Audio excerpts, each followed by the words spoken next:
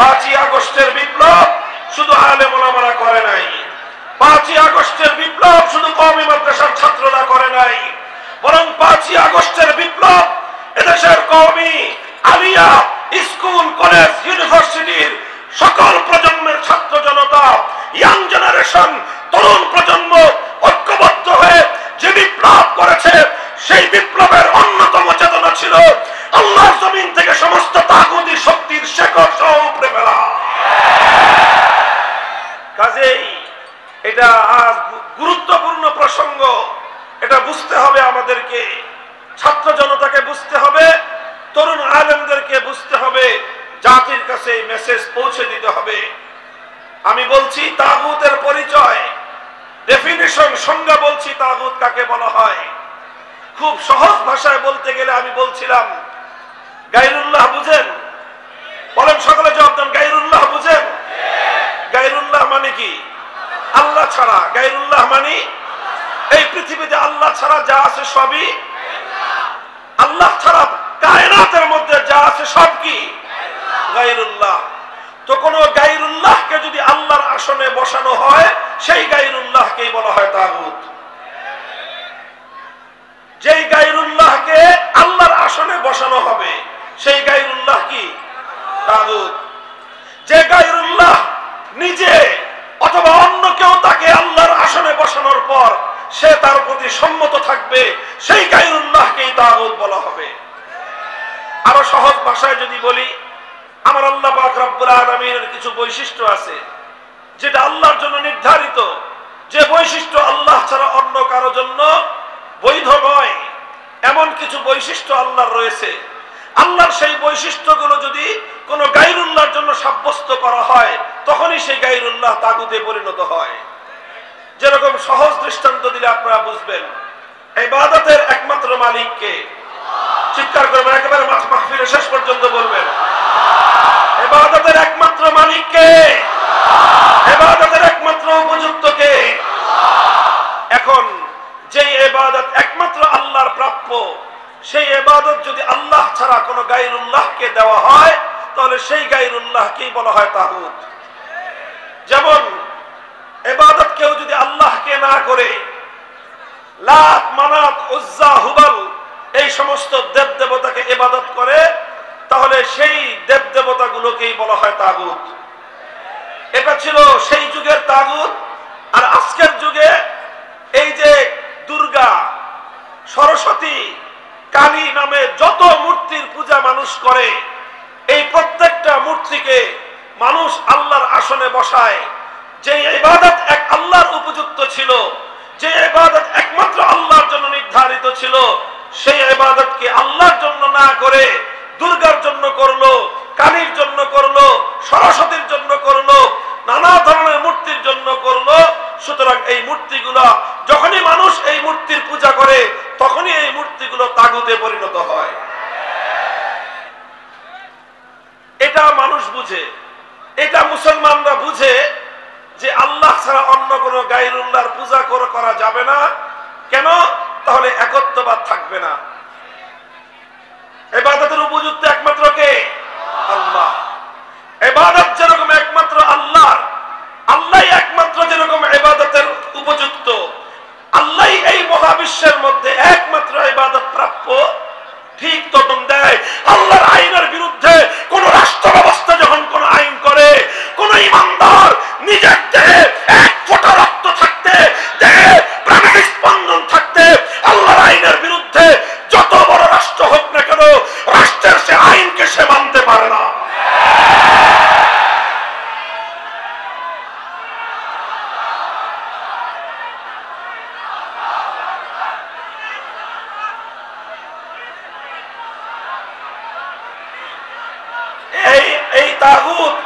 এই তাগুতি ব্যবস্থা তথা আল্লাহর এই পৃথিবীতে, আল্লাহর সৃষ্টি জগতের মধ্যে, আল্লাহর মাখলুকাতের উপর গায়রুল্লাহর আইন চাপিয়ে দেওয়া, এটাই হলো এই পৃথিবীর মানুষের উপর সবচেয়ে বড় জুলুম। লক্ষ্য করে বুঝেন, আল্লাহর মাখলুক সৃষ্টি করলেন কে? এই জমিন সৃষ্টি করলেন কে? এই মানুষ সৃষ্টি করলেন কে? এই মানুষকে লালন পালন করে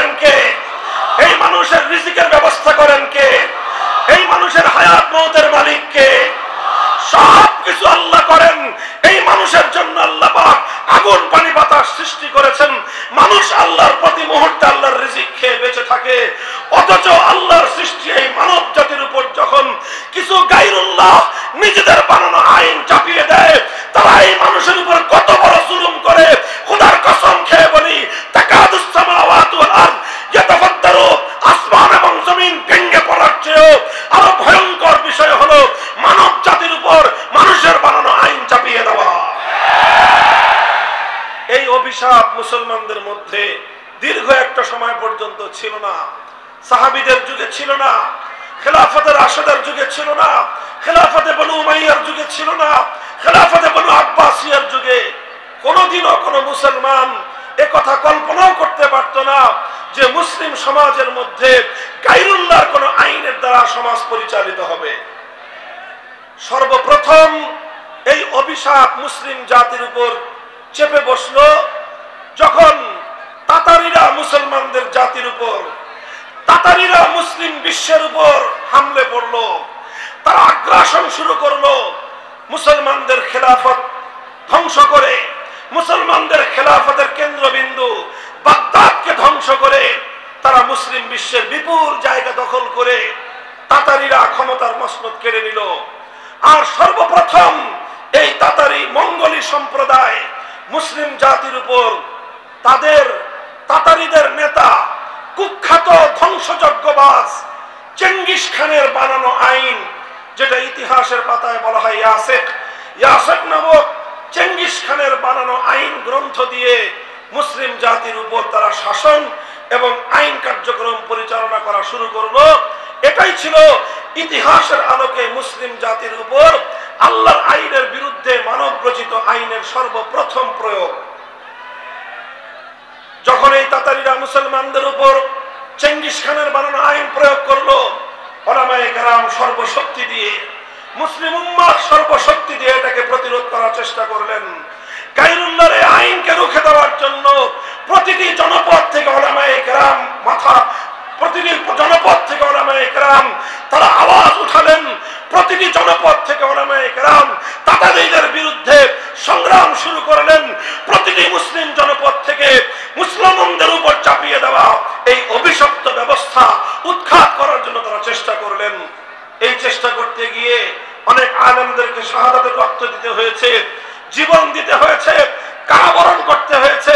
শাইখুল ইসলাম ইবনে তাইমিয়া রাহমাতুল্লাহি আলাইহি ৬ বার তিনি কারাবরণ করেছেন। কারা প্রকোষ্ঠে জীবনের দীর্ঘ সময় তিনি অতিক্রম করে দিয়েছেন, কিন্তু গায়রুল্লাহর আইন, আল্লাহর আইনের পরিবর্তে মুসলিম জাতির উপর চাপিয়ে দেওয়াকে তিনি মেনে নিতে পারেন নাই। উলামায়ে কেরামের এই সংগ্রাম, তাদের এই ত্যাগ আর কোরবানির বিনিময়ে এক সময় আল্লাহ পাক রব্বুল আলামিন মুসলমানদের উপর থেকে এই অভিশাপকে তুলে নিলেন। তাতারিরা ব্যাপকভাবে পরাস্ত হলো, বিভিন্ন যুদ্ধে তাতারিদের পরাজয় ঘটলো, আর অনেক তাতারিরা ইসলাম গ্রহণ করে ইসলামের সুশীতল ছায়ায় চলে আসলো এবং একটা পর্যায়ে গিয়ে খেলাফতে ওসমানিয়া প্রতিষ্ঠিত হলো।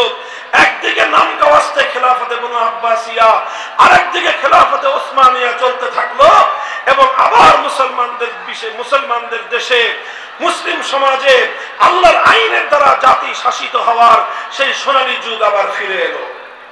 এভাবেই চলতে চলতে চলতে চলতে 1757 সালে এই ভারতবর্ষকে দখল করলো ইংরেজ সাম্রাজ্যবাদ, ব্রিটিশ সাম্রাজ্যবাদ আমাদের ভারতবর্ষ দখল করলো। ওদিকে ফ্রান্স সাম্রাজ্যবাদ আফ্রিকার বিভিন্ন মুসলিম অঞ্চলগুলোকে দখল করলো। ইতালি বিশাল মুসলিম এলাকা দখল করে নিল। এইভাবে পশ্চিমা সাম্রাজ্যবাদীরা মুসলিম দেশ এবং মুসলিম জনপদগুলোকে দখল করে করে নিয়ে সেই জায়গাগুলো থেকে আল্লাহর আইনকে উৎখাত করে দিয়ে, কোরআনের শাসন ব্যবস্থাকে উৎখাত করে দিয়ে আল্লাহর আইনের জায়গায় সাম্রাজ্যবাদী ব্রিটিশ আইনের দ্বারা মুসলিম জাতিকে তারা শাসন করতে শুরু করলো। এই অভিশাপ শুরু হলো আমাদের এই পাক ভারত উপমহাদেশে 1757 সালের পরে। যখন এই অভিশপ্ত ধারা শুরু হলো, সর্বপ্রথম শাহ আব্দুল আজিজ মুহাদ্দিস দেহলভী রাহমাতুল্লাহি আলাইহি তিনি একটা ঐতিহাসিক ফতোয়া দিয়েছিলেন। সেই ফতোয়া হলো এই যে ভারতবর্ষে সংখ্যার দিক থেকে মুসলমান যতই হোক না কেন, সংখ্যার দিক থেকে মুসলমান যতই হোক, মুসলমানদের দেশ হওয়া, মুসলিম দেশ হওয়া ইসলামী দেশ হওয়ার জন্য সংখ্যায় মুসলমান বেশি প্রয়োজন নয়। আর সংখ্যায় মুসলমান যতই থাকুক, একটি দেশ তখনই ইসলামী দেশ থাকে যখন সেই দেশের শাসনতন্ত্র হয় কোরআনী শাসন, যখন সেই দেশের আইন হয় আল্লাহর আইন। সর্বপ্রথম যখন ব্রিটিশ সাম্রাজ্যবাদীরা মুসলমানদের এই ভারতবর্ষকে দখল করে আল্লাহর আইনের পরিবর্তে ব্রিটিশদের প্রবর্তিত আইন তারা চালু করলো, শাহ আব্দুল আজিজ রহমতুল্লাহ আলাইহি ফতোয়া জারি করলেন, এই দেশ এখন কোটি কোটি মুসলমান থাকতে পারে, কিন্তু এই দেশ আর ইসলামী দেশ নাই। এই দেশ এখন দারুল ইসলাম নয়, এই দেশ এখন দারুল হরব, অর্থাৎ এই দেশ এখন কাফেরদের দ্বারা আক্রান্ত দেশ। কারণ এই দেশে মুসলমান থাকতে পারে, মুসলমানরা নিরাপদ থাকতে পারে, কিন্তু এদেশে ইসলাম নিরাপদ নাই, এদেশে ইসলামের আইন নিরাপদ নাই। যে দেশে ইসলামের আইন নিরাপদ নাই সেই দেশ দারুল হরব। সেই হিসেবে এই দারুল হরবকে আবার দারুল ইসলামে ফিরিয়ে আনা আর এজন্য লড়াই করা, জিহাদ করা, সংগ্রাম করা প্রত্যেক মুসলমানের জন্য ফরজ। এই ফতোয়া জারি করার পর মুসলমানরা আবার আল্লাহর আইন ফিরিয়ে আনার জন্য সংগ্রাম শুরু করলেন, লড়াই শুরু করলেন। লড়াই আর সংগ্রাম চলতে চলতে 1831 সালে বালাকোটে সৈয়দ আহমদ শহীদ রহমতুল্লাহ আলাইহি ইংরেজদের বিরুদ্ধে লড়াই করলেন। উদ্দেশ্য তিনি এই উম্মতের, এই ভারতবর্ষের আমিরুল মুমিনিন ছিলেন। তিনি আমিরুল মুমিনিন ছিলেন, তিনি খেলাফত ঘোষণা দিয়েছিলেন। তার সেই খেলাফতের প্রধান মার্কাজ, প্রধান রাজধানী ছিল থানা ভবন। তার একজন প্রধান সেনাপতি ছিল হাফেজ জামিল রহমতুল্লাহ আলাইহি। তার খেলাফতের প্রধান বিচারপতি ছিলেন রশিদ আহমদ গাঙ্গুহি রহমতুল্লাহ আলাইহি। তার রাষ্ট্রে, তার খেলাফতের প্রধানমন্ত্রী ছিলেন কাসেম নানুতুবি রহমতুল্লাহ আলাইহি। এভাবে হাজী ইমদাদুল্লাহ মুহাজির মক্কি রহমতুল্লাহ আলাইহি তিনি আবার ইংরেজদের বানানো আইন প্রত্যাখ্যান করে, বাতিল করে মুসলিম সমাজের মধ্যে আল্লাহর আইন ফিরিয়ে আনার জন্য খেলাফত কায়েম করেছিলেন। আর তিনি যখন এই খেলাফত কায়েম করে আল্লাহর আইন জারি করলেন, ব্রিটিশ সাম্রাজ্যবাদীরা তাদের বিরুদ্ধে হামলা করলো, আক্রমণ করলো, লড়াই হলো, জিহাদ হলো। শামিলির রণাঙ্গনে তার প্রধান সেনাপতি হাফেজ জামিল রহমতুল্লাহ আলাইহি সহ অসংখ্য আলেম ওলামা, অসংখ্য দিনদার মুসলমান বুকের রক্ত দিয়ে আল্লাহর জমিনকে রঞ্জিত করলেন, শাহাদাতের মৃত্যুকে আলিঙ্গন করলেন। হাজার হাজার ওলামায়ে কেরাম ফাঁসি কাষ্ঠে ঝুললেন। বুক খালি হলো ওলামায়ে কেরামের মায়েদের, বিধবা হলেন আলেমদের স্ত্রীরা, ইতিম হলো আলেমদের সন্তানেরা। সমস্ত জুলুম তারা চোখ বুজে সহ্য করলেন, হাসি মুখে তারা বরণ করে নিলেন, কিন্তু এক মুহূর্তের জন্য মানব রচিত আইনের সামনে মাথা নত করেন নাই। তারা শাহাদাত বরণ করলেন, পারলেন না এবারও দ্বিতীয় চেষ্টায়। তখন 1866 সালে নতুন মেহনত শুরু করলেন, দারুল উলুম দেওবন্দ প্রতিষ্ঠা করলেন। উদ্দেশ্য আবার একই, আল্লাহর জমিনে আল্লাহর আইন, আল্লাহর শাসন ফিরিয়ে আনতে হবে, আল্লাহর জমিনে আল্লাহর কোরআনের শাসন ফিরিয়ে আনতে হবে। 1866 সালে দারুল উলুম দেওবন্দ প্রতিষ্ঠিত হয়ে এই সংগ্রাম শুরু হলো। চলতে চলতে চলতে চলতে 80 বছর পরে 1947 সালে ব্রিটিশরা রাজি হলো যে ঠিক আছে, আমরা তোমাদের দেশ ছেড়ে চলে যাব, তোমরাই তোমাদের দেশ যেভাবে ইচ্ছা সেভাবে শাসন করবে। যখন ব্রিটিশরা এই দেশ ছেড়ে চলে যেতে সম্মত হলো, তখন এদেশে বড় বড় দুইটা জাতি ছিল, একটা হলো হিন্দু জাতি আর একটা হলো মুসলিম জাতি। তখন প্রশ্ন আসলো, এই দুই রাষ্ট্র, বিশাল ভারত একসঙ্গে থাকবে না হিন্দুদের আলাদা রাষ্ট্র হবে, মুসলমানদের আলাদা রাষ্ট্র হবে? তখন মুসলমানরা সিদ্ধান্ত নিল, অধিকাংশ মুসলিমরা সিদ্ধান্ত নিল যে আমাদের দুনিয়ার এত উন্নতির প্রয়োজন নাই, আমাদের এত বড় রাষ্ট্রের প্রয়োজন নাই, আমাদের জাগতিক এত সমৃদ্ধির প্রয়োজন নাই। আমরা আধা পেট খেয়ে থাকবো, অনাহারে অর্থাহারে থাকবো, কিন্তু আমরা এমন একটা ভূখণ্ড চাই যেই ভূখণ্ডে আইন হবে আল্লাহর আইন, যেই ভূখণ্ডের শাসন ব্যবস্থা হবে আল্লাহর কোরআনী শাসন ব্যবস্থা। শুরু হলো পাকিস্তান প্রতিষ্ঠার আন্দোলন। এই বাংলাদেশের ছাত্র জনতা, দুঃখজনক ইতিহাস আর তোমার পূর্বপুরুষদের গৌরবজনক ইতিহাসের একটা অধ্যায়। গভীর মনোযোগ দিয়ে শুনো। আল্লাহর জমিনে আল্লাহর কোরআনী শাসন ব্যবস্থা কায়েম করার জন্য এই গোটা ভারতবর্ষে সবচেয়ে বেশি ত্যাগ আর কোরবানি, সবচেয়ে বেশি আত্মত্যাগ, সবচেয়ে বেশি রক্ত যেই জনপদের মানুষ দিয়েছে সেটা পশ্চিম পাকিস্তানের মানুষ না, সেটা রাওয়ালপিন্ডির মানুষ না, সেটা করাচি আর লাহোরের মানুষ না, সেটা খাইবার পখতুনখোয়া আর সেই বেলুচিস্তানের মানুষ না। আল্লাহর জমিনে আল্লাহর কোরআনের শাসন কায়েম করার জন্য ভারতবর্ষে যে জাতির সবচেয়ে বেশি অবদান সে জাতি হলো এই পূর্ব বাংলা তথা বাংলাদেশের মুসলিম সমাজ। অত্যন্ত গৌরবজনক ইতিহাস আমাদের পূর্বপুরুষদের ইতিহাস। আমাদের পূর্বপুরুষরা তারাই বাড়ির কাছের কলকাতাকে লাথি মারলো, বললো যে তোমাদের সঙ্গে আমরা থাকবো না। বাড়ির কাছের দিল্লির সঙ্গে আমরা সম্পর্ক ছিন্ন করলাম। বিশাল ভারত রাষ্ট্র, যেই ভারত রাষ্ট্র আমাদের বাংলা জনপদের চারিদিক থেকে ঘেরাও করে আছে। আমরা এই ভারতের সঙ্গে থাকলে অনেক বড় রাষ্ট্র পেতাম, আমরা ভারতের সঙ্গে থাকলে অনেক বড় দেশ পেতাম, ভারতের সঙ্গে থাকলে পৃথিবীতে আমরা অনেক বড় রাষ্ট্রের নাগরিক হিসেবে সারা দুনিয়াতে আমরা চলাফেরা বিচরণ করতে পারতাম। কিন্তু আমাদের পূর্বপুরুষরা, তোমাদের পূর্বপুরুষরা বাড়ির কাছের দিল্লি আর বাড়ির কাছের ভারতবর্ষকে লাথি মেরে 2000 কিলোমিটার দূরের সেই পশ্চিম পাকিস্তানিদের সঙ্গে হাতে হাত রেখেছিল। এ কারণে নয় যে ওরা পশ্চিম পাকিস্তানি খান পাঠান, শুধু একটা কারণে, ওদের পরিচয় মুসলমান, আমাদের পরিচয় মুসলমান। আমরা বলেছিলাম আসো মুসলমান মুসলমান হাতে হাত রাখি, ভ্রাতৃত্বের বন্ধন স্থাপন করি, আর আমরা এমন একটা রাষ্ট্র গড়ি যে রাষ্ট্রের সংবিধান হবে আল কোরআন। আল্লাহর কোরআনের আইনের দ্বারা শাসিত হওয়ার জন্য পশ্চিম পাকিস্তানের মুসলমানদেরও অনেক ত্যাগ রয়েছে, অবদান রয়েছে। তবে পশ্চিম পাকিস্তানিদের যেই পরিমাণ অবদান, সেই আল্লাহর নিজামে ইসলাম কায়েম করার জন্য, ইসলামী শাসন ব্যবস্থা কায়েম করার জন্য পশ্চিম পাকিস্তানিদের অবদানকে এক পাল্লায় রাখা হলে আর বাংলাদেশের মুসলমানদের অবদান অপর পাল্লায় রাখা হলে বাংলাদেশের মুসলমানদের অবদান তাদের চেয়ে 10 গুণ বেশি ভারী হয়ে যাবে।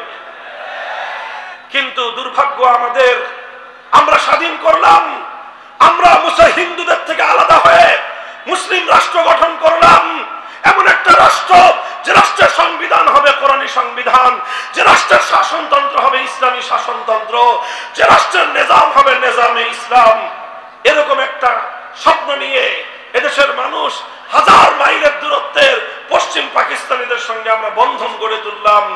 কিন্তু দুর্ভাগ্য, পশ্চিম পাকিস্তানিরা আমাদের 1947 সালের 15ই আগস্টের স্বাধীনতা অর্জন হওয়ার পর থেকেই ওরা আমাদের সঙ্গে বিমাতা সুলভ আচরণ শুরু করলো, বিশ্বাসঘাতকতা শুরু করলো, গাদ্দারি করা শুরু করলো। আমাদের আলেম সমাজ বারবার তাদেরকে বলল, অঙ্গীকার পুরা করো, জাতির সঙ্গে যে ওয়াদা করে পাকিস্তান গঠন করেছিলে, মুসলমানদের জন্য একটা ভূমি হবে, ভূখণ্ড হবে, একটা দেশ হবে, যেই দেশের শাসনতন্ত্র হবে ইসলামী শাসনতন্ত্র, যেই দেশের আইন হবে আল্লাহর কোরআনের আইন, সেই অঙ্গীকার তোমরা পূরণ করো। পশ্চিম পাকিস্তানি রাষ্ট্রনায়করা বলতো হুজুরদেরকে যে হুজুর আর কয়েকটা দিন সবুর করেন। কেন সবুর করব?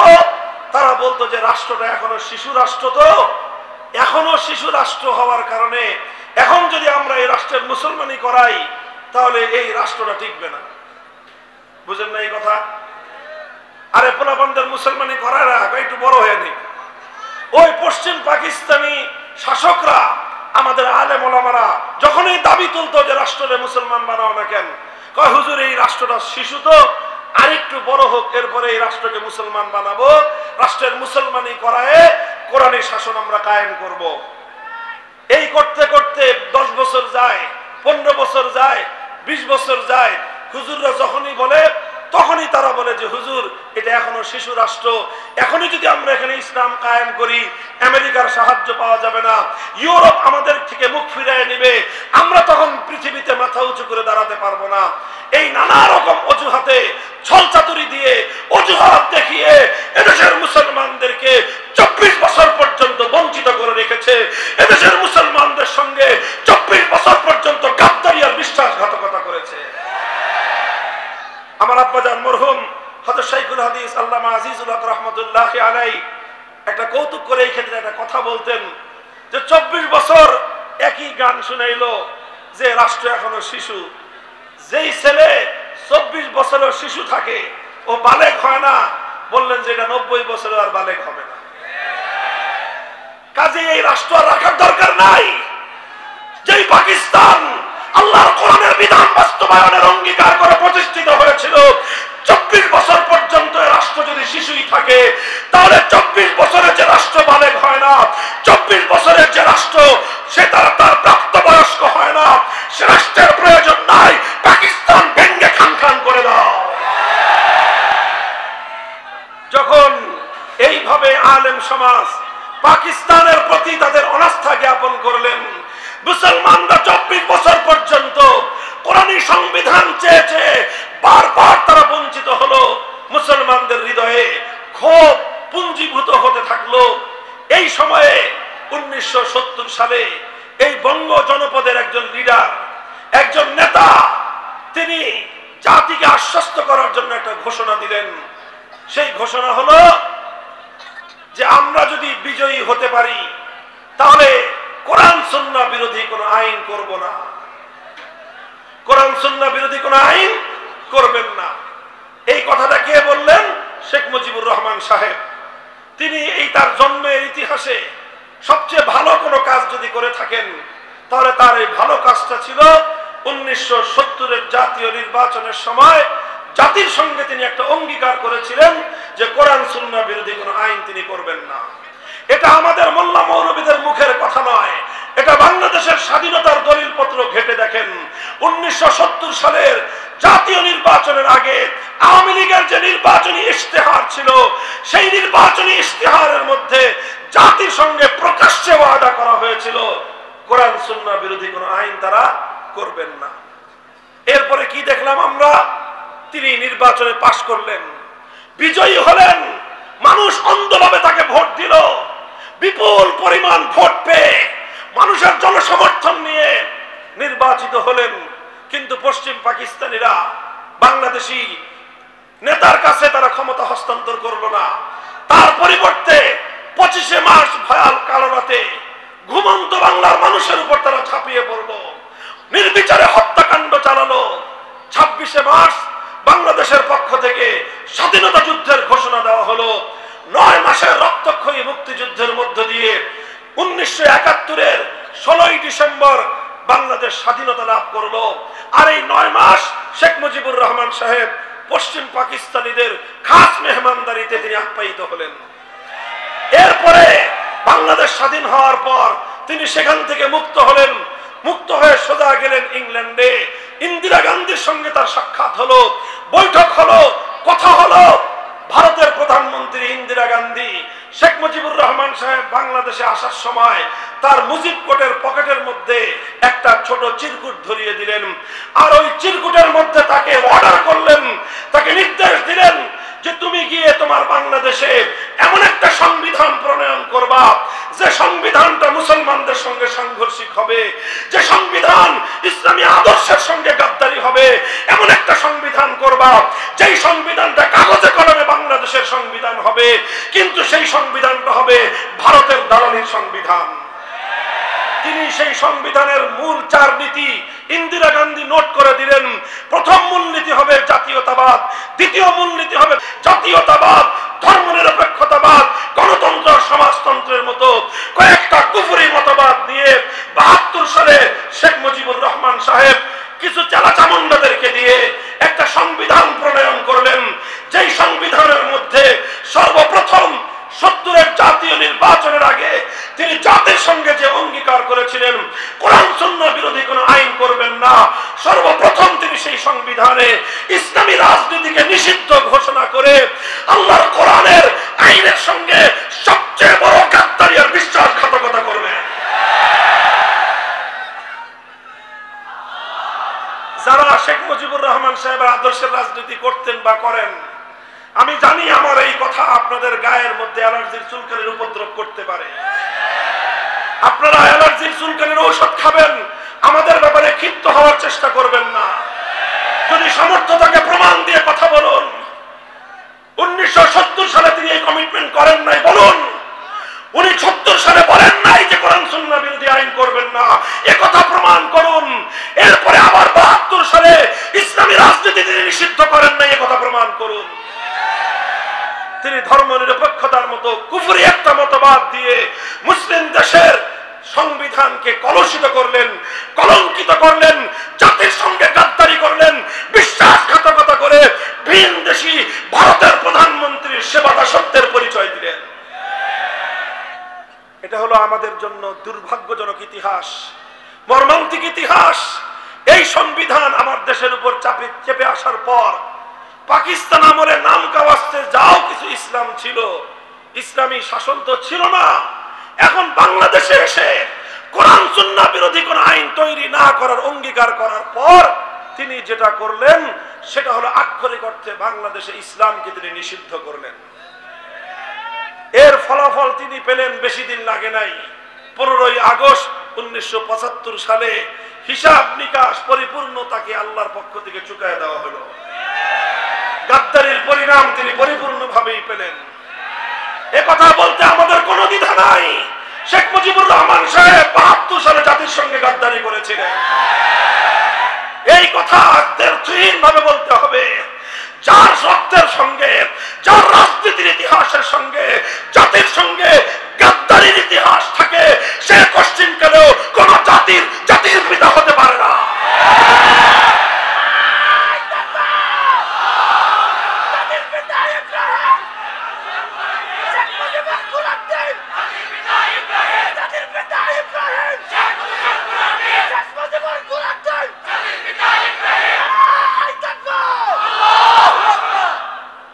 মুহতারাম হাজিরিন, আমি এই দীর্ঘ আলোচনাকে সংক্ষিপ্ত করে সার নির্যাস আপনাদের সামনে বর্ণনা করতেছি, কারণ আমি কারেন্ট ইস্যু, বর্তমান আমার সমাজ, এই রাষ্ট্রের সবচেয়ে গুরুত্বপূর্ণ ইস্যুকে আমি আপনাদের পক্ষ থেকে, আলেম সমাজের পক্ষ থেকে জাতির সামনে উপস্থাপন করতে চাই। এজন্যই আমি এই ইতিহাস বলতেছি। আর না হলে কারো রাজনৈতিক সমালোচনা করা, অন্তত মাহফিলে বসে, এটা আমাদের স্বভাব নয়।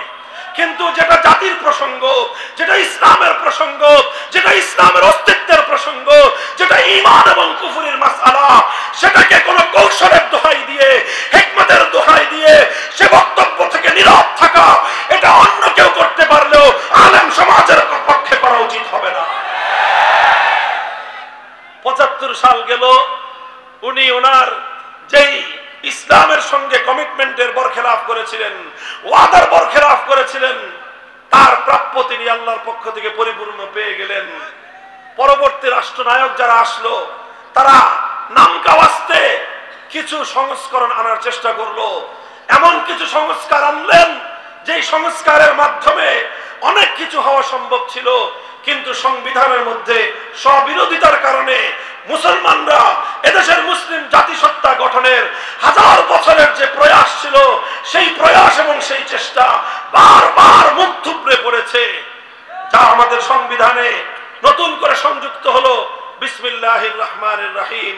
আমাদের সংবিধানে ধর্ম নিরপেক্ষতাকে বাতিল করে দিয়ে আল্লাহর উপর অবিচল আস্থা এবং বিশ্বাস সংযুক্ত হলো।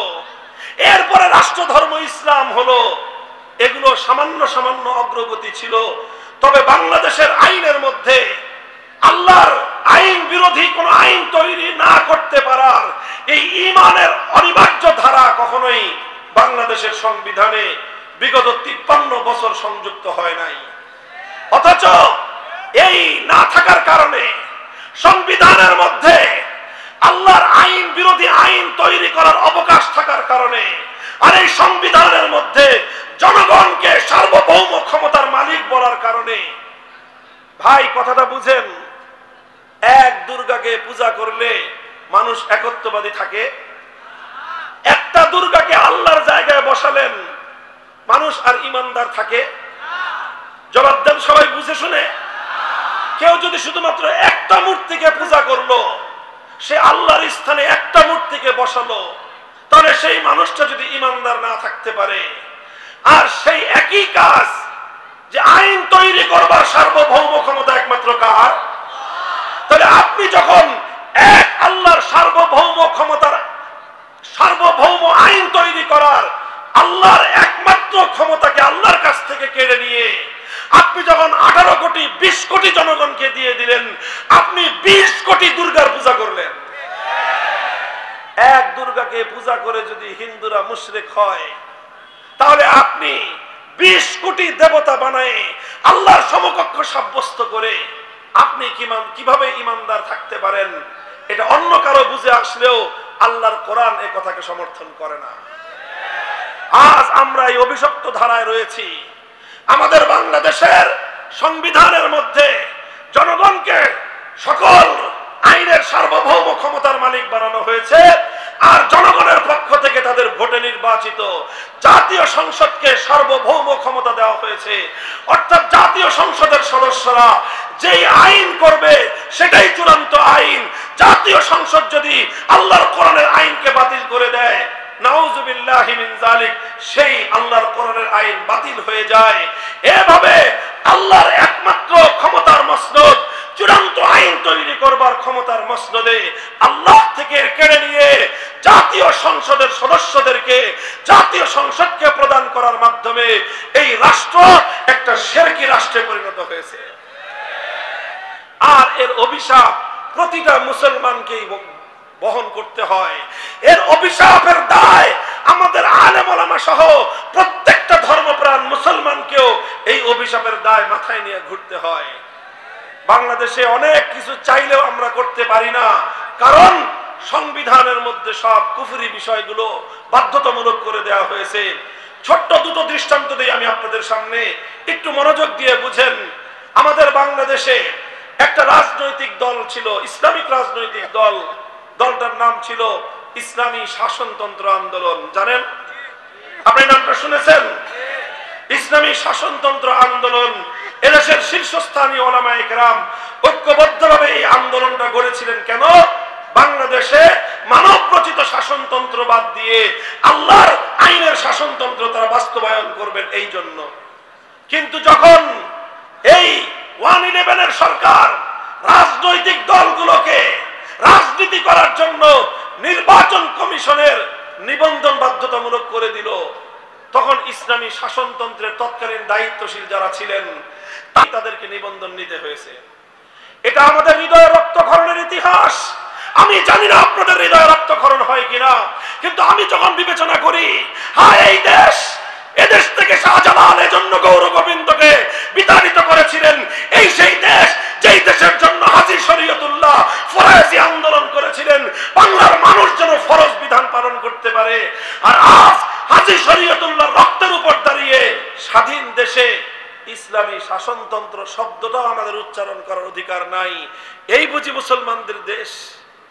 এর চেয়েও মর্মান্তিক দুঃখজনক ঘটনা হলো আরেকটা রাজনৈতিক সংগঠন, নাম হলো বাংলাদেশ জামায়াতে ইসলামী। নাম শুনেছেন? ভাই, তাদের সঙ্গে আমাদের আলেম ওলামাদের, কওমি ওলামাদের অনেকগুলো মৌলিক বড় বড় মত পার্থক্য আছে। মত পার্থক্যগুলো তার আপন জায়গায়। সেই মত পার্থক্য আমাদের সাথে তাদের এখনো নিরসন হয় নাই, মীমাংসা হয় নাই। আমরা তাদের সেই সকল মত পার্থক্যপূর্ণ মতবাদগুলো আমরা মেনে নেই নাই। এজন্যই তাদের সঙ্গে আমাদের কিছু মতবিরোধ রয়ে গেছে। সেটা ভিন্ন চ্যাপ্টার, ভিন্ন আলোচ্য বিষয়। কিন্তু আপনারা জানেন, একটা সময় বাংলাদেশের সর্বোচ্চ আদালত হাইকোর্ট থেকে বাংলাদেশ জামায়াতে ইসলামীর নিবন্ধন বাতিল করে দিয়েছিল। জানেন কেন বাতিল করেছিল? এটা কি জানেন কেন বাতিল করেছিল? 1971 সালে তাদের ভূমিকা বিতর্কিত ছিল এই জন্য না। কেন বাতিল করেছিল? তারা আম্বিয়ায়ে কেরামকে মাসুম মানে না, সাহাবায়ে কেরামকে মেয়ারে হক মানে না, এই জন্য না, এইসব কারণে নয়। জামায়াতে ইসলামের নিবন্ধন বাতিল করেছিল কারণ তাদের সংবিধানের মধ্যে একটা মৌলিক ভালো কথা ছিল। সেই ভালো কথাটা হলো সংবিধানের মধ্যে তাদের আল্লাহর সার্বভৌমত্বের কথা বলা হয়েছিল। অর্থাৎ আইন তৈরি করবার চূড়ান্ত ক্ষমতা একমাত্র কার? আরে ভাই, ইসলামী রাজনীতির মূল কথাই তো এটা। যারা ইসলামী রাজনীতি করে, চাই সেটা সালাফিরা করুক, চাই সেটা আহলে হাদিসরা করুক, চাই সেটা হানাফিরা করুক, চাই সেটা বেরলভীরা করুক, চাই সেটা সুন্নিরা করুক, যারাই করুক, সকল ইসলামী রাজনীতির মূল কথা হলো আইন চলবে কার? এই শুধুমাত্র আল্লাহর সার্বভৌমত্বের কথা কেন বলা হলো? এই কারণে বাংলাদেশের সর্বোচ্চ আদালত জামাতে ইসলামী, বাংলাদেশ জামাতে ইসলামীর নিবন্ধন বাতিল করে দিল যে তোমরা যেহেতু আল্লাহর একত্ববাদে বিশ্বাসী, বাংলাদেশ আল্লাহর একত্ববাদে বিশ্বাসী নয়, সুতরাং শিরকের এই দেশে আল্লাহর একত্ববাদের রাজনীতি করা যাবে না। ও মুসলমান, আরামে ঘুমাও, তোমরা আরামে ঘুমাও।